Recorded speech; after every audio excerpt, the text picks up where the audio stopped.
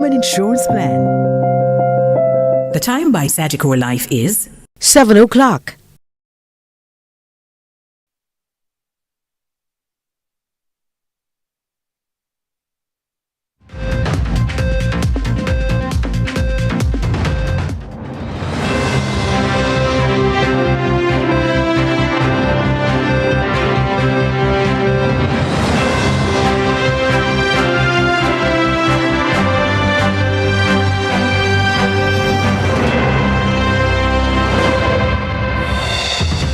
Tonight in CVM News at 7, man who sexually assaulted 14-year-old chopped to death. DPP wins appeal in landmark case, and criminologist calls for end to jury trial. Also this evening, new police headquarters for Westmoreland. In the business report, consumer prices declined in February. And in sports, a stage set for regional 4-day cricket championship.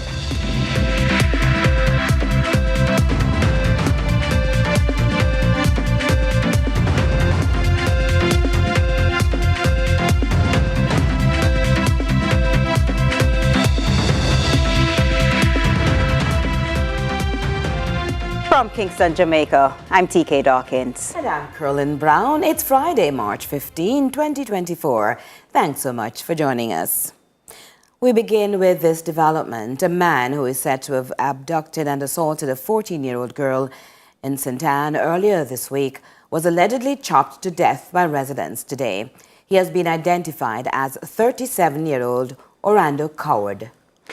A report from the police alleges after Wednesday's heinous act, Coward returned to the district of Greywood in Castle Kelly, Monique, and went to a house where he attempted to abduct an 8-year-old girl.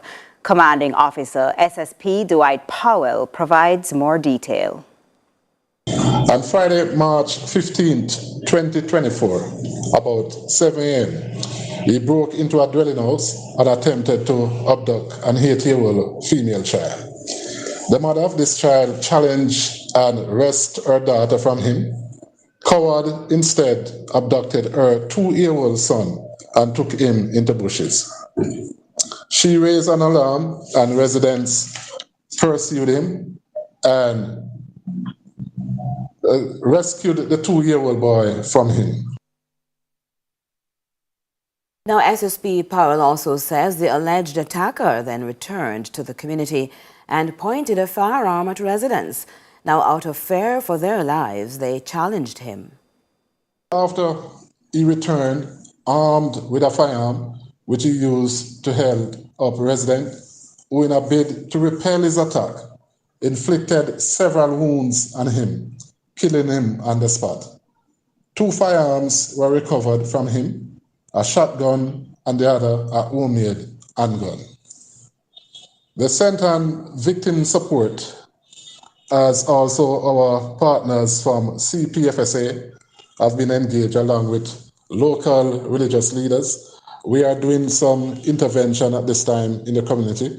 And again, we want to use this medium to say and reassure the people, especially in the rural communities, that the police in St. Anne, we continue to do our endeavor best to ensure that your communities are kept safe, and we would rather that you not assume the role of the police. Leave these official functions to us. And of course, we will have more on this story in subsequent newscasts. Meanwhile, the Court of Appeal today quashed the conviction of the first person sentenced under the new Firearms Act, which has a mandatory 15-year minimum sentence for various breaches. Dennis Mundell, also called Ginseng of Spanish Town Road in Kingston 13, was arrested on suspicion of murder at the age of 28 in 2022. He was slapped with firearms charges and only given 4 years, much to the dismay of many. Natalia Clark tells us more. It's often said the justice system and its many limitations nurture the continuous high level of crime, particularly gun-related in Jamaica. It's a stance stakeholders in the justice system say they're working to change with the help of appropriate laws and penalties.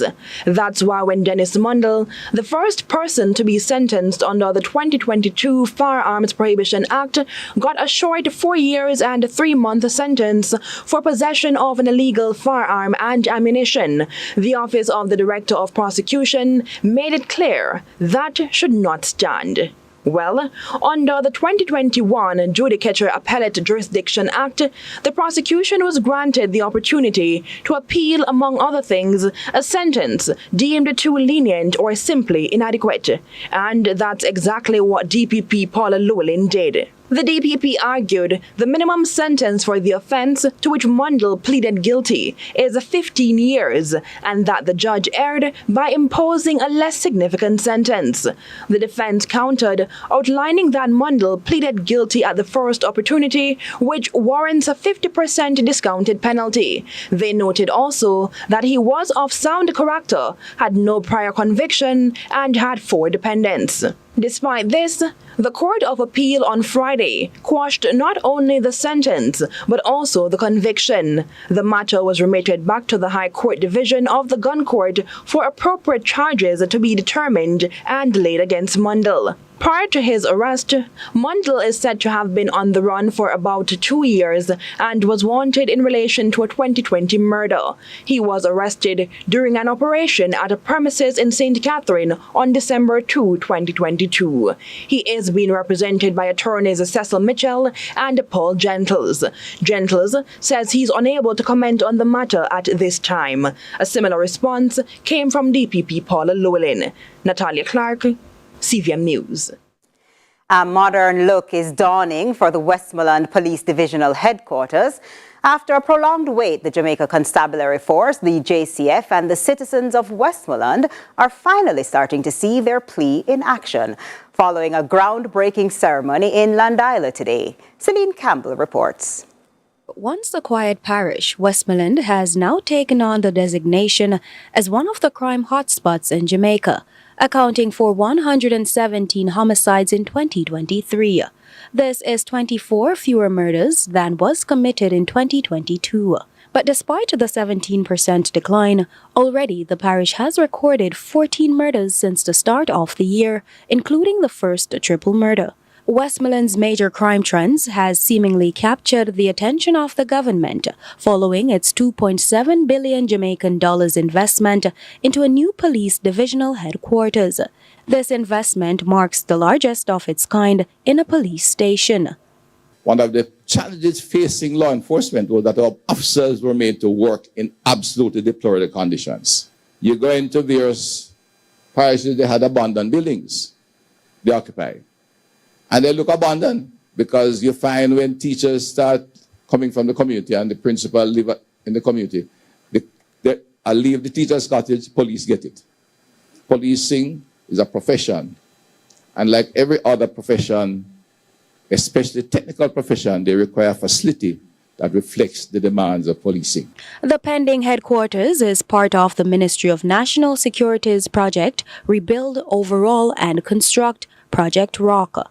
In 2018, the ministry assessed and found that approximately 50 of 213 of the country's stations were in a state of despair and required urgent destruction or renovation. Westmoreland's Custos, Reverend Hartley Perrin, points to the existing headquarters as one such facility. He highlights that the current wooden structure has done its course. And this is a red letter day in the history of Westmoreland, to see the ground being broken to allow for a proper headquarters where the police of Westmoreland can certainly serve and protect and reassure citizens of Westmoreland. I think that this building, when it is completed, will be able to attract more police persons who would want to come into the parish to serve.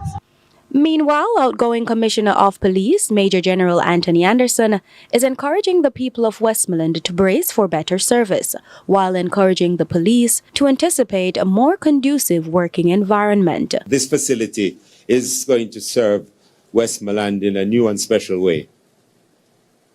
It is going to cause things that are perhaps, and parts of the force that are probably not in Westmoreland now, to be migrated into Westmoreland.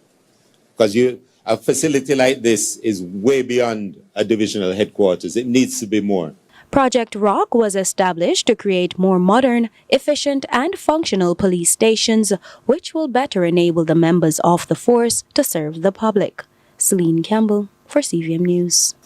To the CVM News exclusive now, local criminologist Dr. Jason Mackay echoes the need to end jury trials after counting the latest ruling from the Privy Council a win for jury tampering.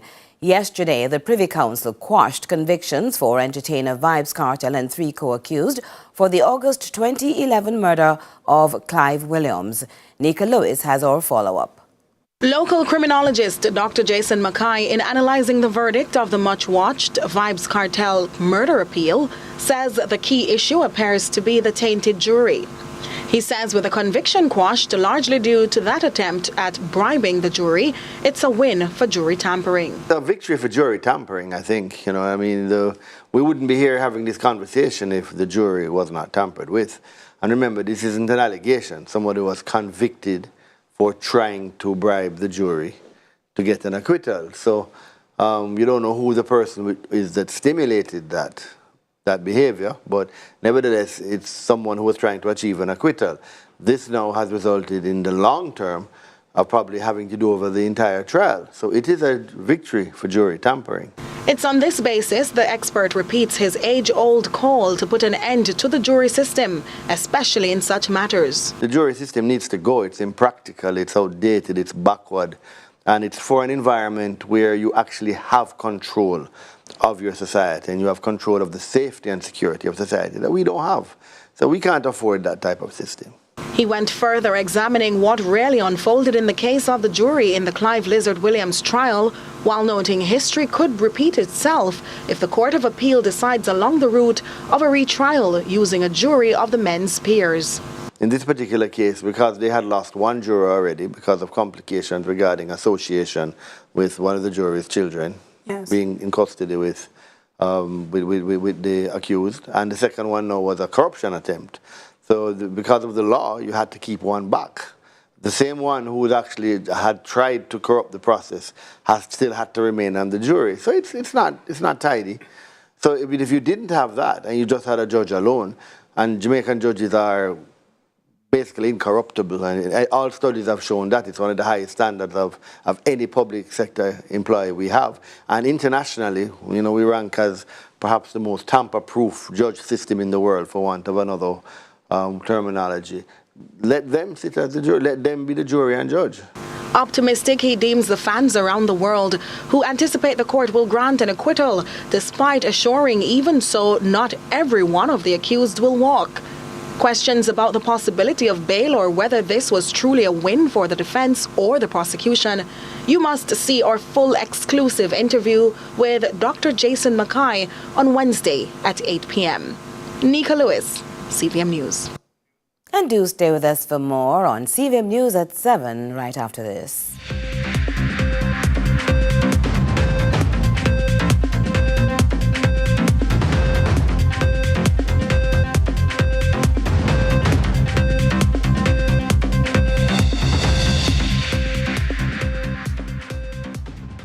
Make we steam it, fresh so me need it. Tilapia a real fish, cook it up and make we roast it.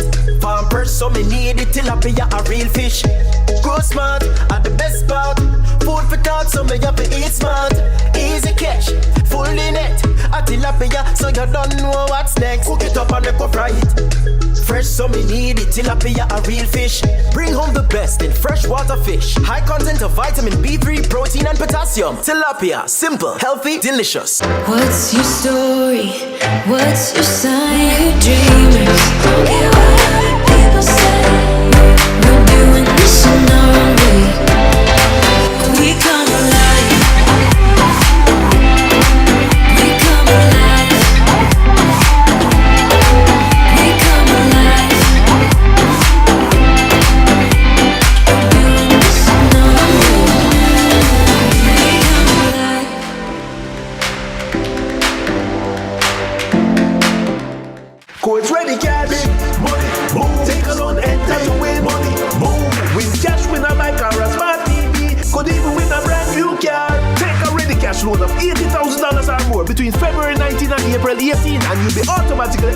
a chance to win cash, a TCL Smart TV 880 by or a 2024 Hyundai Creta. Big money moves. Authorized under Section 58(3) of the Betting, Gaming and Lotteries Act. Courts ready cash, ready when you are. Big money moves. Conditions apply.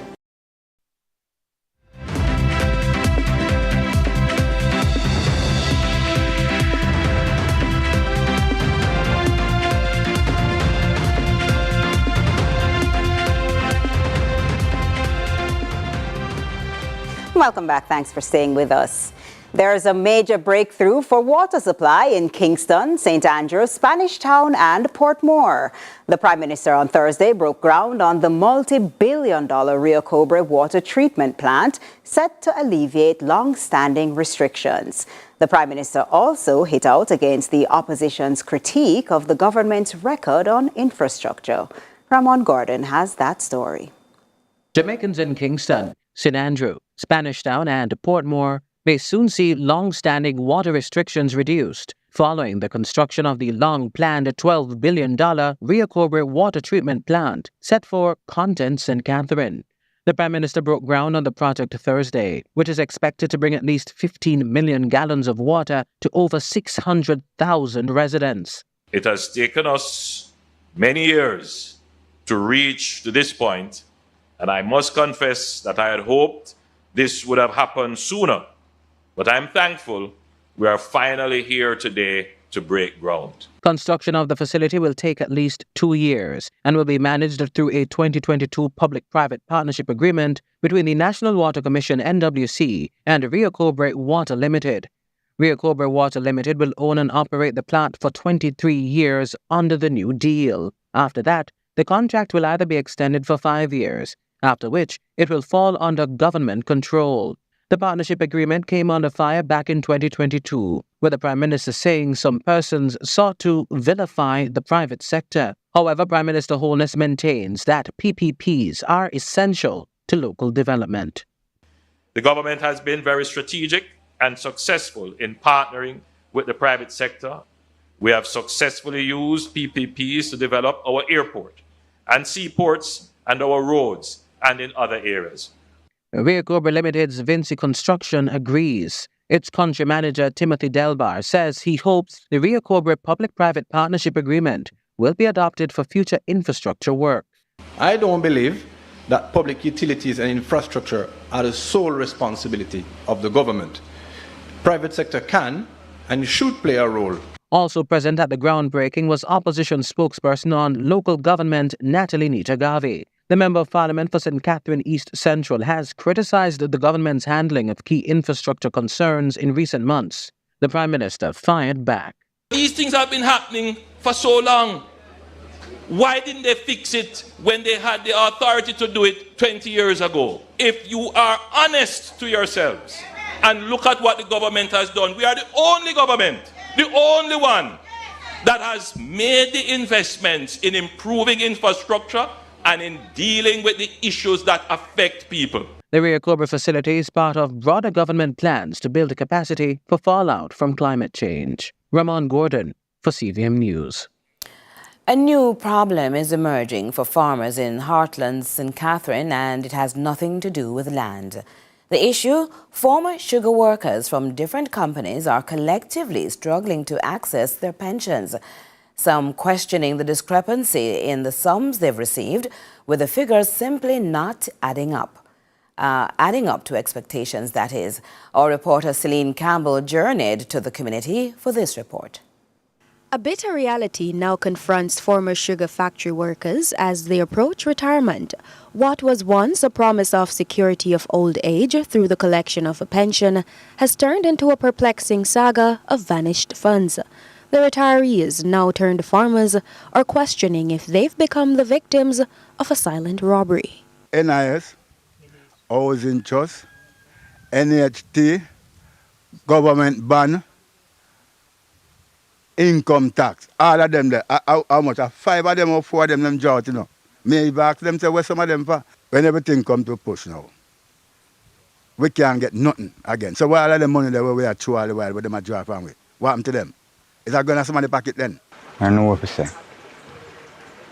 Because I look to get the money and I don't get the money. and I work so hard. I do everything in a sugar.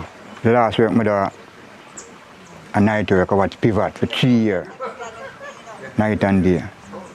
And eventually, I work out now. The National Insurance Scheme, NIS, is a compulsory contributory scheme funded by the employed, self-employed, or even voluntary contributors. As it stands, the current contribution rate is 6%, up from 5%. A person is allowed to contribute to the scheme until retirement, bearing in mind what you put in is what you get out. But 70-year-old Donovan Williams, who tells CVM News he has worked in the sugar industry for 15 years and would have actively paid his NIS, discovered that he was only eligible for a grant. And them tell me, in 6 months' time, we hear from them, and we wait 25 months. I'm going to go to the post office and get a letter with $50,000 in it. A grant differs from a pension in that it constitutes a one-time payout, whilst a pension is paid monthly.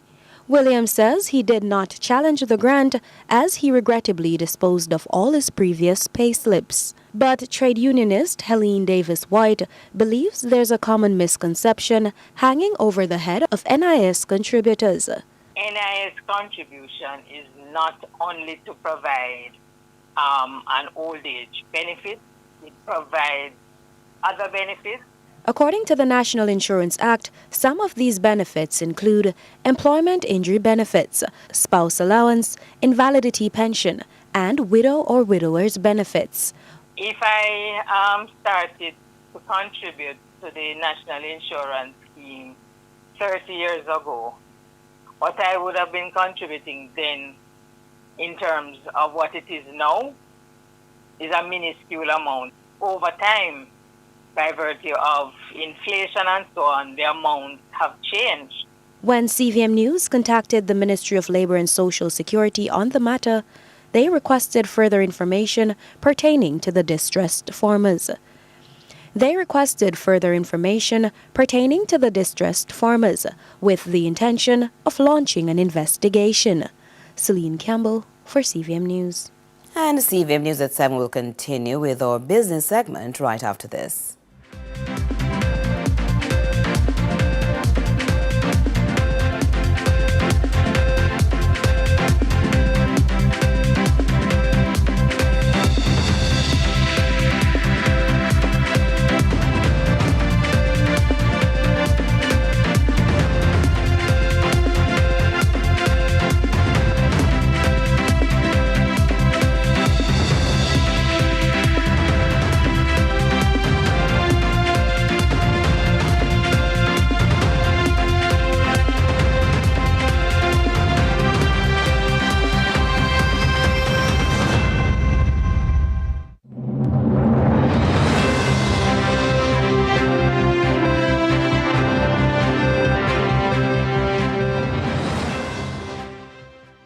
And in the future, I'd like to become a professional footballer.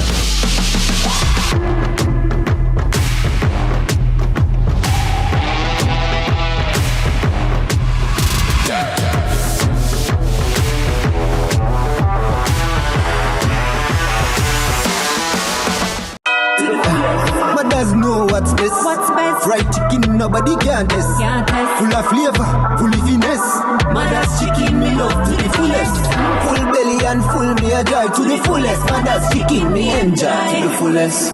Worried about tax payments? Relax. Use your Sagicor Bank business credit card and get a 1-month payment holiday. Plus 55 days interest-free. Relax and pay your tax with your Sagicor Bank business credit card. No more fear of missing out. CVM TV News is on YouTube. Get up-to-date news, sports, and business content at CVM TV News anytime, anywhere. Subscribe now to CVM TV News to see it happen.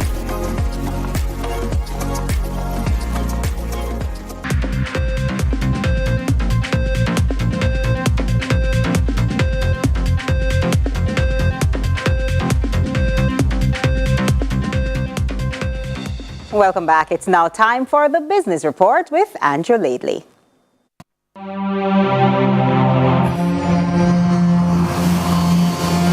In the business report today, consumer prices fell by 0.6% in February. The Statistical Institute of Jamaica Statin said this was mainly due to decreases in food prices as well as electricity rates. The decline in food spend was driven by lower prices for some agricultural produce such as cabbage, carrot, escallion, tomato, sweet potato, and yam. However, consumer prices were tempered by higher gas prices. At the end of February, the point-to-point inflation rate was 6.2%, which is still outside of the Bank of Jamaica's target range of between 4 to 6%.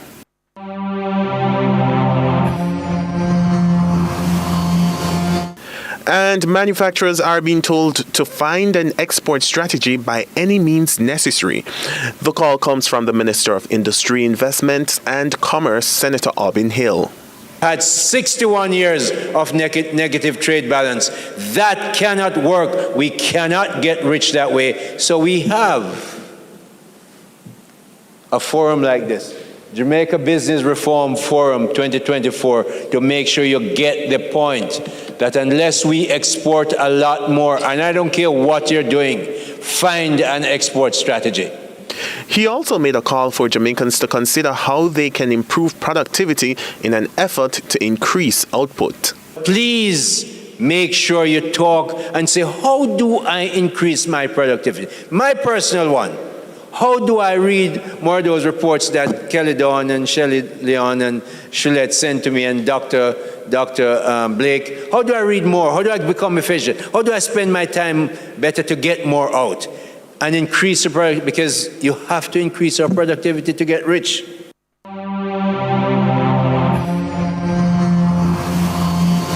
In the meantime, Director General at the Planning Institute of Jamaica, PIOJ, Dr. Wayne Henry, is making a case for employers to pay their workers a livable wage. If Jamaica is to develop into the country we envision, our people must have jobs and be paid a livable wage. By funding the Business Environment Reform Agenda, BERA, the PIOJ is helping to create the environment for businesses to start up, operate, and do well. Thus, they are able to hire and adequately compensate staff while their tax dollars contribute to the nation's resources for development, benefiting all citizens. That's why he says the PIOJ has focused on the implementation of the Business Environment Reform Project. He noted the project has already started to deliver positive results. These include the Jamaica Business Gateway, the Jamaica Development Applications Portal, creation or amendment of legislation, such as the Jamaica Special Economic Zone Act, and the overall strengthening of our ability to offer government-to-business G2B services in a more efficient manner. And that's your business report. I'm Andrew Laidley.